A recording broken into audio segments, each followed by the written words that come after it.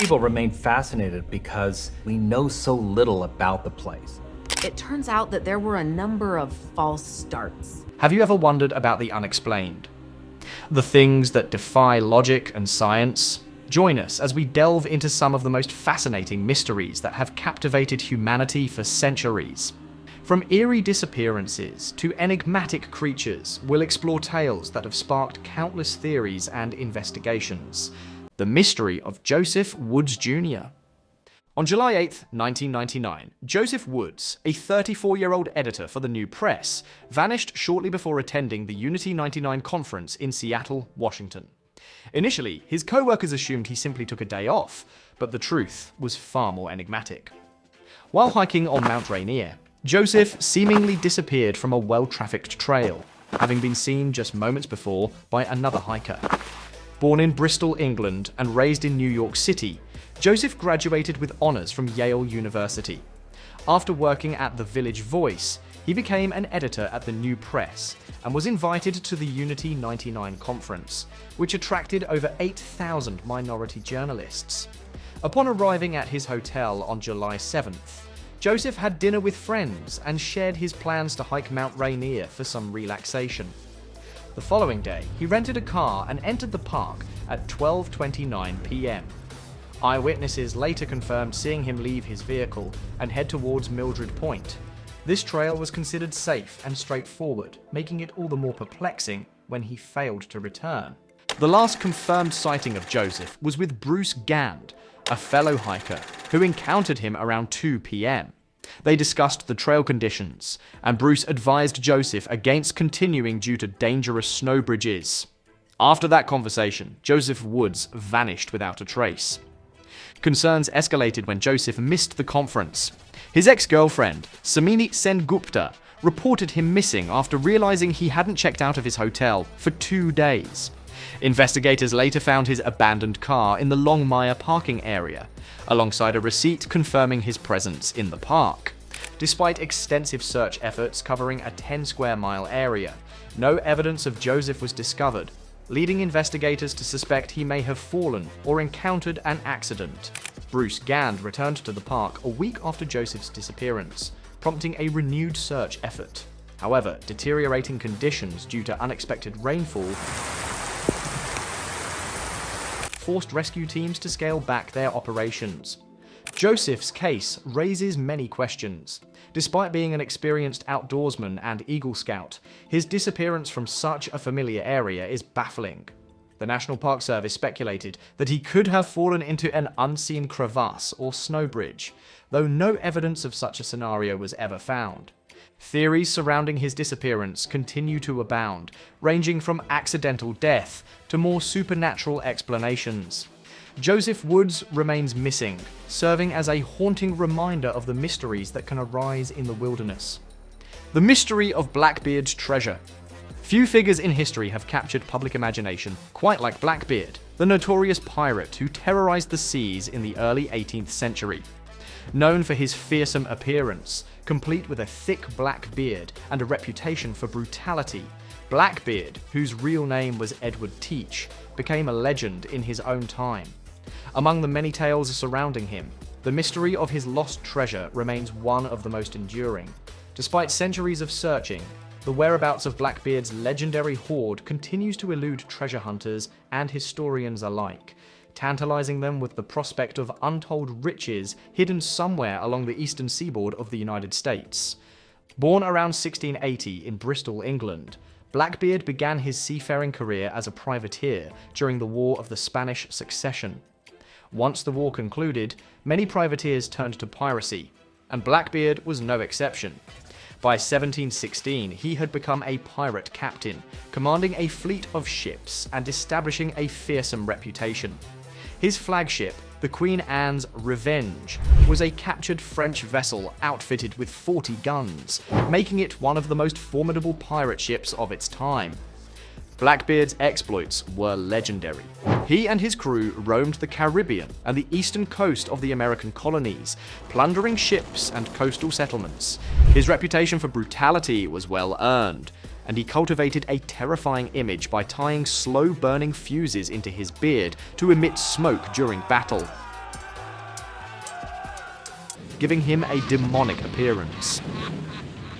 His reign of terror peaked in 1718 when he blockaded the port of Charleston, South Carolina, extorting a ransom from the town's inhabitants. Despite his fearsome reputation, Blackbeard was also a shrewd leader who often avoided unnecessary violence, preferring to intimidate his enemies into surrendering without a fight. This strategy allowed him to amass significant wealth during his brief but notorious career. However, Blackbeard's luck ran out later that same year when he was killed in a fierce battle with British naval forces off the coast of North Carolina. The story of Blackbeard's lost treasure begins with his death on November 22nd, 1718. After he was killed in a confrontation with Lieutenant Robert Maynard of the Royal Navy, rumours began to spread that Blackbeard had buried a vast treasure somewhere along the coast, intending to return for it later. These rumours were fueled by the fact that, despite his successful pirate career, very little of Blackbeard's wealth was ever recovered. Contemporary accounts suggest he had accumulated significant amounts of gold, silver, and other valuables during his raids. Yet none of this treasure was found on his ship or among his personal belongings. The allure of buried pirate treasure captured the public's imagination, and Blackbeard's supposed hoard became the stuff of legend. Over the centuries, numerous locations have been proposed as potential hiding places for Blackbeard's treasure, including the Outer Banks of North Carolina, the coast of Virginia, and even the Caribbean islands where he once operated. Treasure hunters have scoured these areas, digging up beaches and searching underwater wrecks in hopes of uncovering the lost riches. Despite many searches, Blackbeard's treasure has never been found, leading some to question whether it ever existed at all. Historians argue that, while the notion of buried treasure is romantic, there is little evidence to support the idea that pirates actually buried their loot.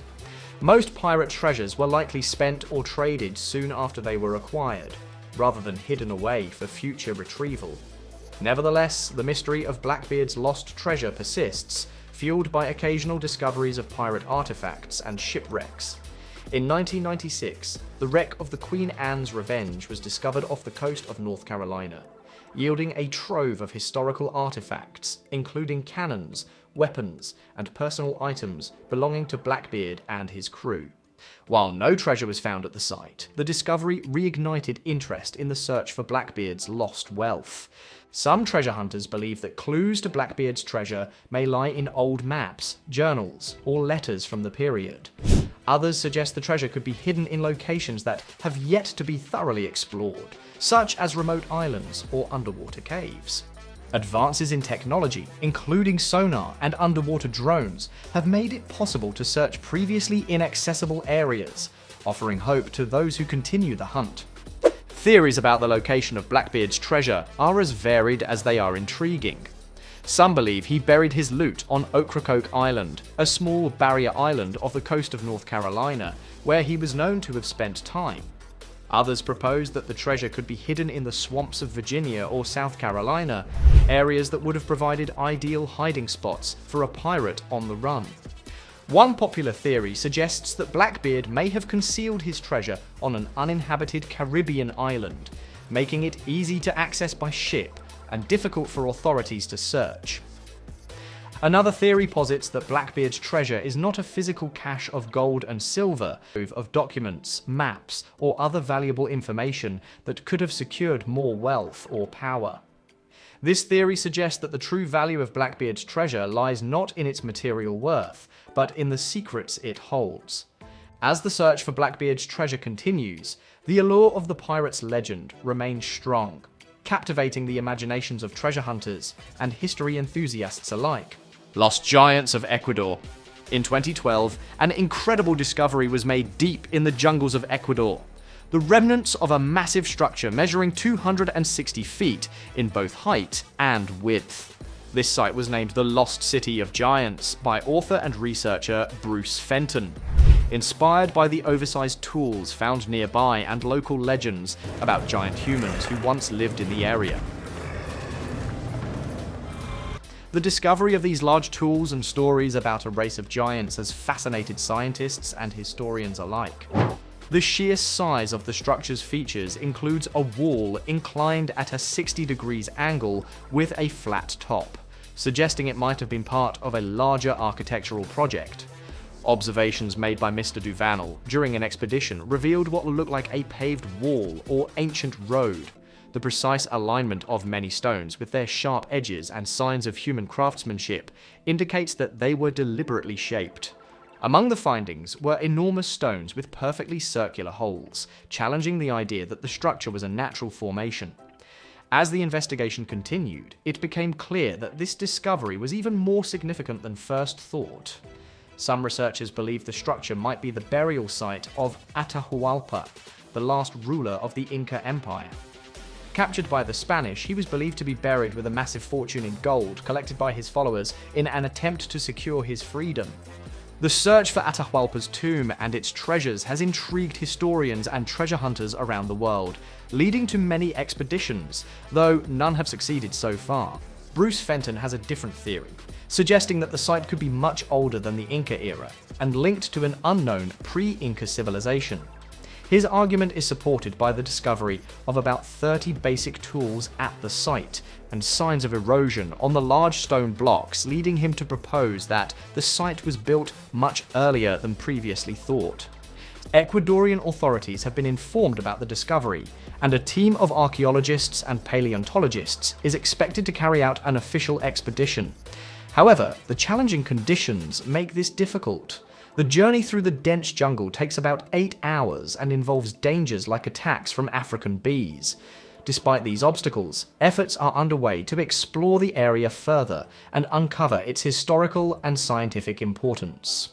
When the discovery was first made in 2012, the site featured a massive pyramid-like structure measuring about 80 meters long and tall, with steep walls made of asymmetrical stone blocks, each weighing around 2 tons.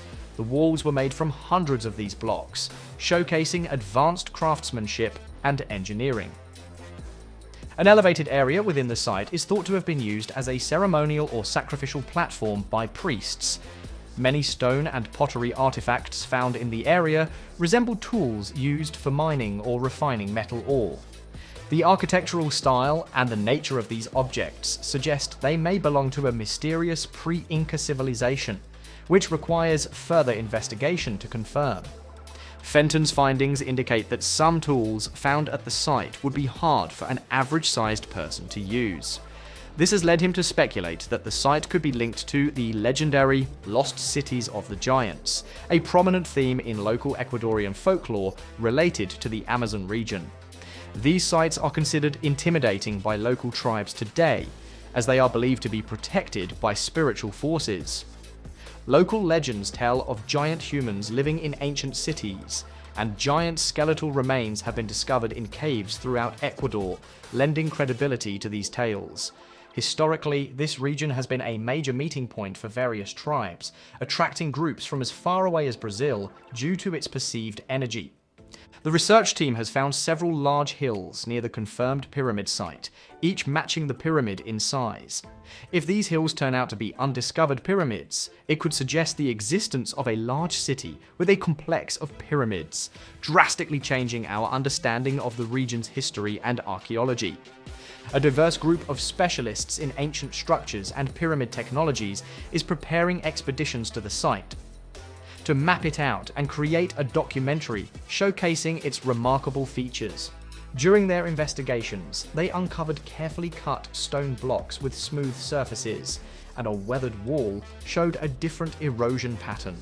This evidence supports the theory that, if of human origin, the site is extremely ancient, older than other known sites in Ecuador. Fenton theorizes that a seismic event, or heavy rain, might have caused a landslide, leading to the collapse of soil and vegetation from one of the pyramid walls. The wall of the pyramid displays stones of various shapes and sizes, contributing to a unique architectural style. A closer look at the stone blocks reveals a strong bonding material similar to cement, challenging the idea that the Inca civilization did not use mortar. Additionally, researchers at the site discovered exceptionally large tools that seemed too cumbersome for average-sized individuals to handle. This has led Fenton to suggest that this site might be one of the lost cities of the giants mentioned in local folklore, which revolves around enormous humanoids living in cities that have since faded away. The region has seen the discovery of large skeletal remains, supporting the presence of giant inhabitants, a phenomenon noted not only here but throughout Ecuador. The oversized tools, resembling large hammers with stone heads, indicate they would be impractical for the average Incan or indigenous person, who typically stood about 5 feet tall. The unresolved mystery of Jim Sullivan's disappearance. Among unsolved mysteries, few cases are as puzzling as the disappearance of singer-songwriter Jim Sullivan. A rising talent on the verge of success, Sullivan's sudden vanishing in the vast California desert has captivated both sleuths and music fans for decades. As time goes on, the mystery only grows deeper, leaving behind a trail of unanswered questions and speculation. Jim Sullivan was a folk rock musician whose debut album, UFO, released in 1969, received critical acclaim and gained a loyal following in the thriving Los Angeles music scene. With his haunting voice, thoughtful lyrics, and soulful guitar playing, Sullivan seemed destined for stardom during the turbulent 1960s. However, just as his career began to take off, tragedy struck. In March 1975, while traveling from Los Angeles to Nashville to chase his musical dreams, Sullivan made a fateful journey through the Mojave Desert, a journey from which he would never return. The details surrounding his disappearance remain unclear. Reports indicate that his car was found abandoned on a remote desert road with no signs of struggle or foul play. His belongings, including his guitar, were left untouched inside the vehicle, but there was no trace of Sullivan himself. This prompted an extensive search effort by authorities and volunteers. As days turned into weeks and weeks into months, the search for Jim Sullivan produced few clues and no definitive answers. Sightings were reported, leads were followed, but every new development only deepened the mystery. Some speculated that Sullivan had fallen victim to foul play, while others believed he had wandered off into the desert, overwhelmed by personal struggles or the pressures of the music industry. One of the most intriguing theories involves a possible paranormal or extraterrestrial encounter. Given the title of Sullivan's debut album and the otherworldly themes in his music, some have speculated that his disappearance might be connected to his fascination with the unknown. Friends reported that Sullivan had mentioned experiencing strange phenomena in the days before he vanished, including sightings of mysterious lights in the desert sky and a feeling of being followed or watched. While some dismissed these claims as the ramblings of a troubled artist, others saw them as potential clues to understanding his fate. In the years following his disappearance, Sullivan's music gained a cult following, with UFO becoming legendary among fans of obscure and overlooked music from that era. Yet, despite the lasting impact of his work, the mystery of Jim Sullivan's disappearance remained unsolved, casting a shadow over his legacy and leaving a void in the hearts of those who admired him. Over the years, various theories have attempted to explain Sullivan's disappearance. Some suggest he may have succumbed to the harsh desert conditions, while others speculate he may have intentionally vanished to escape the pressures of fame and societal expectations. Yet, amid the speculation, one fact stands out. Jim Sullivan's disappearance is a mystery that continues to haunt and intrigue those who explore it. As time passes and the trail grows colder, the truth behind Sullivan's disappearance may remain forever unknown, leaving his fate suspended in the realm of the mysterious and unexplained. In music history, Jim Sullivan's disappearance serves as a reminder of the fragility of fame and the enduring allure of the unknown. Although his voice may have been silenced, his music lives on, a haunting testament to a talent lost too soon and a mystery that may never be solved. Stoneways to Sri Lanka. Many Indians grow up hearing the story of the Ramayana, an ancient Hindu epic that recounts the tale of a magical bridge built from large floating stones. This bridge is said to stretch from the southern parts of India to northern Sri Lanka, to god Rama. What makes this claim particularly intriguing is that no evidence of these stones was found until advanced NASA satellites focused their attention on the region. These satellites detected large stones resting on an underwater sandbar, extending approximately 30 miles from Sri Lanka to the southern tip of India, effectively linking the two landmasses. Researchers promptly began carbon dating these stones to ascertain their formation timeline and determine if they had formed naturally. However, this theory was quickly disproven when the carbon dating revealed that the stones had been artificially placed in that location. Interestingly, the stones on top of the sandbar were composed of older material than the sand beneath them, leading scientists to conclude that these rocks were quarried from different sites and transported there by ancient peoples. The notion that the ancestors of the region could have constructed such a massive, 30-mile-long megalithic structure composed of stones weighing thousands of tons raises speculation about the advanced technologies these ancient civilizations might have possessed. Adding to the intrigue are the numerous ancient Hindu texts describing the gods using flying machines to create these magical pathways. The mystery of the lead mask case. The mysterious lead masks case began in the beautiful hills of Rio de Janeiro on a sunny summer day in 1966. A young man stumbled upon a shocking sight: two bodies lying next to each other, seemingly unharmed, with lead masks covering their eyes. Their belongings offered no clues about what had happened, but one of them had a note in his pocket that only deepened the mystery. Emerged, ranging from ordinary explanations to the supernatural. Yet investigators still don't know why these two men wore lead masks, what brought them to the Rio Highlands, or how they died. On August 20th, 1966, a young man named Jorge da Costa Alves decided to fly his kite in the hills. While wandering around Vintem Hill in Niterói, he discovered the alarming sight of two dead men hidden in the thick vegetation. When the police arrived, they found an unusual scene. Both men were dressed in raincoats over their tailored clothes and wore makeshift lead masks.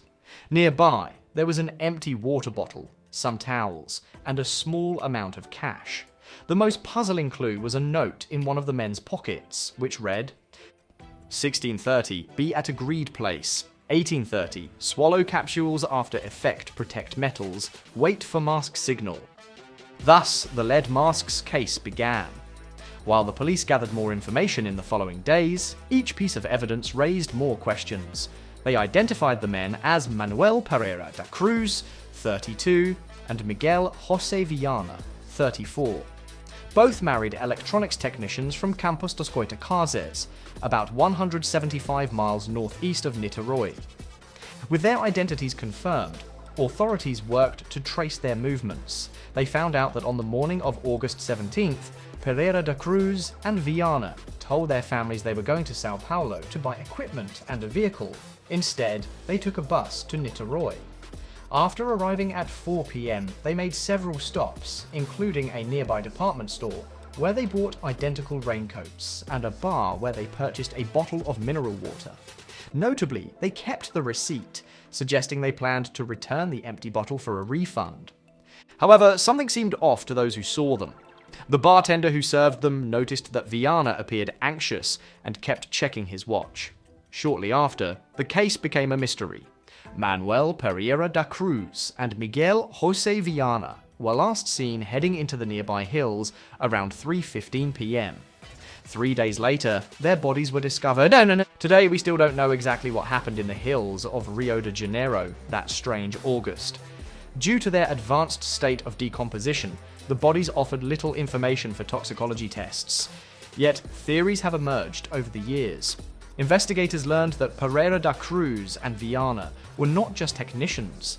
They also dabbled in scientific spiritism and were fascinated with contacting extraterrestrial beings. They had tried several experiments with a friend named Elsa Gomez. At one point, a device they built exploded in Pereira da Cruz's backyard. In another attempt, the trio tested the device on a beach, claiming to have witnessed a meteorological explosion in the sky. However, law enforcement focused on more conventional leads. Initially, they considered Gomez a suspect after Pereira da Cruz's wife reported that he had fought with her husband. Gomez also told conflicting stories to the police. Additionally, Hamilton Bizani confessed to assisting in the theft and murder of Pereira da Cruz and Viana after luring them to Niterói from a spiritualism center. Despite these confessions, police were unable to validate his claims. Ultimately, it remains unclear why the two men ventured into the hills. The mystery continues to intrigue and frustrate people, as the events that unfolded once they reached the top are still unknown. With a specific purpose in mind, Manuel Pereira da Cruz and Miguel Jose Viana climbed Vintem Hill, their lead masks carefully placed over their eyes. Then, their world disappeared, and the enigma of the lead masks case endures to this day. The mystery of the Somerville Light. In the peaceful countryside of Somerville, South Carolina, there lies a mystery that has intrigued both locals and visitors for many years. This mystery is known as the Somerville Light. This strange glowing phenomenon has inspired countless stories and investigations. It appears along a dark, deserted road just outside of town and is often described as a single glowing orb hovering above the ground, casting an eerie light at night. Many have tried to explain the light through science or local legends, but its true nature remains a puzzle, leading many to think it's a real, unexplained mystery. The first sightings of the Somerville Light were recorded in the early 1900s, but local stories suggest that people may have seen it long before that. These tales say the light often shows up on foggy nights when conditions are just right. The light is usually spotted along an old, abandoned road that winds through thick woods, adding to its spooky vibe. Witnesses describe the Somerville Light as a bright white or yellow orb that floats in the air, slowly moving along the road or through the trees. Sometimes it appears as a small, faint glow, while at other times it shines like a large blazing sphere that lights up the whole area. Despite its brightness, the light doesn't seem to come from anything visible, like a lantern or a car, and it moves in strange ways that are hard to explain. Over the years, the Somerville Light has become a local legend, with many residents sharing their own stories of encounters with this mysterious orb. Some say they've seen it from afar, while others have felt it approach them as they drove or walked along the old road. In some cases, the light is said to follow them, matching their pace or appearing in their rearview mirror, only to vanish just as quickly as it appeared. Many theories have emerged over the years as people try to make sense of the Somerville Light. One popular idea is that it's caused by natural occurrences, like swamp gas or reflections from distant lights. Swamp gas, which is made of methane, can create a faint glow when it mixes with oxygen, leading some to think the conditions in Somerville could cause this. However, those who doubt the swamp gas theory argue that the Somerville Light doesn't act like typical swamp gas, which is usually short-lived and unpredictable. Instead, the Somerville Light can be seen for long periods and appears to move intentionally, as if guided by an unseen force. Another common theory suggests that the light is a type of ball lightning, a rare and mysterious phenomenon involving glowing spheres of electricity. Ball lightning can appear during storms and move in unexpected ways. Yet, like the swamp gas theory, this explanation doesn't completely fit the Somerville Light, which is often seen on calm, clear nights, without any storms. For those who believe in the paranormal, the Somerville Light is sometimes thought to be a sign of ghostly or supernatural energy. Some local legends say it represents the spirit of a railroad worker who tragically lost their life on the old road. According to this tale, the worker's ghost returns on certain nights, carrying a lantern while searching for something lost. Others believe the light might be a portal to another dimension or a glimpse into an alternate reality, adding to the mystery surrounding it. The Somerville Light has become more than just a strange occurrence. It is now a significant part of the town's culture and history. The Blackbird of Chernobyl. On April 26, 1986, the world faced one of the worst nuclear disasters ever: the explosion of Reactor 4 at the Chernobyl nuclear power plant in Ukraine. In the months leading up to this tragic event, the workers at Chernobyl reported seeing a strange and mysterious creature known as the Blackbird of Chernobyl. Residents of Pripyat and workers at the power plant described this creature as a large, dark figure that ominously hovered over the plant, sometimes perching on tall structures. These sightings began weeks before the disaster, bringing a sense of fear and unease. Many who saw the blackbird felt it was an omen, a warning of the catastrophe that would soon change their lives forever. The first reports of the blackbird emerged in early 1986, just a few months before the reactor explosion. Workers noticed a huge, dark shape in the sky that looked like a bird, but was much larger than any known species. It was said to have a wingspan of at least 10 feet, with dark, leathery wings and glowing red eyes. The creature was often spotted circling the plant or sitting on the massive cooling towers, creating a mysterious and unsettling atmosphere. As sightings increased, stories of strange happenings spread among the workers. Some claimed the blackbird let out a chilling screech that felt otherworldly. Others experienced vivid nightmares after seeing it, filled with images of destruction and death. A feeling of doom began to settle over those who encountered the creature, as many feared it was a sign of terrible events to come. The blackbird wasn't just a fleeting shadow, its presence left a lasting impression on those who saw it. Some workers even reported receiving strange phone calls after their encounters, with voices speaking in an unknown language, amplifying their fear. When news of the explosion broke, those who had seen the blackbird began to connect the dots. For them, the creature was a harbinger of disaster, a warning that went ignored until it was too late. The control rods in those channels can move no further. The graphite tips are fixed in position, endlessly accelerating the reaction. Once dismissed by skeptics as mere myth or mass hallucination, the blackbird of Chernobyl was now seen as a forewarning of the tragedy. The disaster itself had horrific consequences, and the legend of the blackbird has lived on, becoming part of the story surrounding the event. For many, the creature symbolizes the tragedy, representing a supernatural warning before major disasters. Similar creatures have been reported around the world, often linked to catastrophic events, leading some to believe that the blackbird is part of a larger pattern. In the years after the Chernobyl disaster, the legend of the blackbird has drawn comparisons to other famous creatures from folklore, sparking intrigue and fascination. The Mothman. The Mothman is a legendary creature first reported in the small town of Point Pleasant, Utsler, West Virginia, during the mid-1960s. Like the blackbird of Chernobyl, the Mothman is described as a large winged being with glowing red eyes, and its sightings are often linked to disasters. The story of the Mothman began in November 1966, when residents of Point Pleasant spotted a large bird-like creature near the old West Virginia Ordnance Works, a former military site. People described it as having a wingspan of over 10 feet. Its presence brought a feeling of dread, and soon after the first sightings, the town experienced strange events, including mysterious lights in the sky, odd animal behaviors, and eerie phone calls. The Mothman was frequently seen around these disturbances, increasing the unease among the townspeople. The situation reached a tragic climax on December 15, 1967, when the Silver Bridge, connecting Point Pleasant to Gallipolis, Ohio, suddenly collapsed during rush hour, resulting in the deaths of 46 people. Since then, the legend of the Mothman has become a significant part of American folklore, inspiring books, documentaries, and even a Hollywood movie. Many see the Mothman as a supernatural being that warns of impending disasters. The similarities between the blackbird of Chernobyl and the Mothman are striking.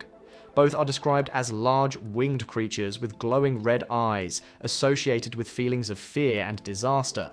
The fact that the blackbird was seen before the Chernobyl disaster, just as the Mothman was spotted before the Silver Bridge collapse, has led some to wonder if these two creatures are connected. One theory suggests that the blackbird and the Mothman are different forms of the same supernatural entity. Believers think this entity appears in various ways to warn people about upcoming disasters. And they were around the TNT area when they saw this really, really tall creature, and they described it as a large flying man with wings. They point to the consistent descriptions of the creatures, the timing of their sightings, and the similar feelings of dread reported by witnesses as evidence of a link between them.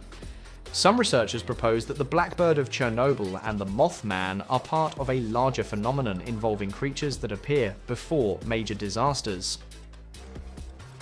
These beings are often described as having otherworldly features, such as glowing eyes and unusual sizes, or the ability to vanish suddenly. Theories about their origins range from paranormal to extraterrestrial, with some suggesting these entities are sent by higher powers to warn humanity of impending doom. The red-headed giants of Lovelock Cave. In 1911, miners working in Lovelock Cave, Nevada, made a remarkable discovery: a collection of ancient relics alongside the mummified remains of an unusually tall man, measuring approximately 198 centimeters, about 6 feet 6 inches, and possessing striking red hair. Alongside this red-headed mummy, they found sandals that measured 38 centimeters, about 15 inches, in length, indicating they belonged to a notably large individual, possibly even a giant. Since then, the cave has been transformed into an archaeological dig site where researchers have unearthed many unusual artifacts. Connections have been drawn over time between this site and the Paiute legend of the Sitekar, described as red-haired, freckled cannibals. Unfortunately, the original red-headed mummy that ignited so much interest has since been destroyed, complicating efforts to validate this narrative. Despite the loss of physical evidence, some enthusiasts remain firm in their belief that the Sitekar were real. If there is any truth to this legend, it implies that these individuals may have been a group of violent European explorers, adding an intriguing layer to the region's history. What do you think about this mysterious incident? Have you ever imagined this really even could happen? Please leave your thoughts in the comments and make sure to hit the like and share button, and do subscribe our channel for more informative videos like this.